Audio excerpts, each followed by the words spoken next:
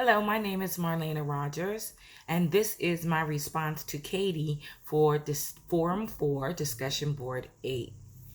Katie, you and I both reviewed the Code of Ethics, but I found your post extremely interesting because your perspective was different in what you focused on. I liked your perspective in terms of talking about the bias and the responsibility that we as counselors have to avoid said bias.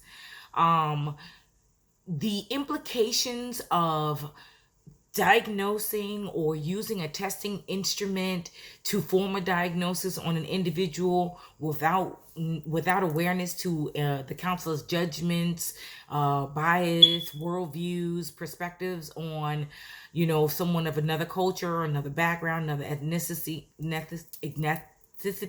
or race is really something that can make very harmful ramifications.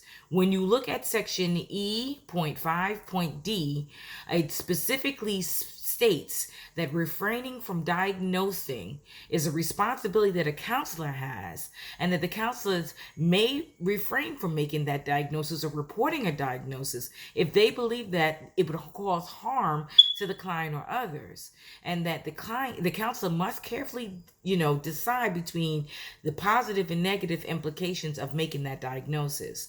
So when you factor that responsibility into the fact that the counselor has to be aware of themselves, aware of the tools that they use, and the magnitude of their the weight of their assessments and the work that they're doing within that counseling practice, that we have a obligation ethically to act in accordance to the training that we received and the ethical guidelines that have been outlined for us.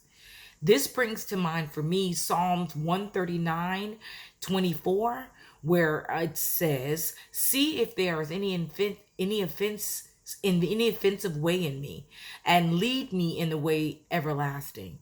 And so as Christians, we should always be praying to have insight about ourselves, to have awareness about ourselves, so that we do no harm when we are practicing counseling and treating our clients.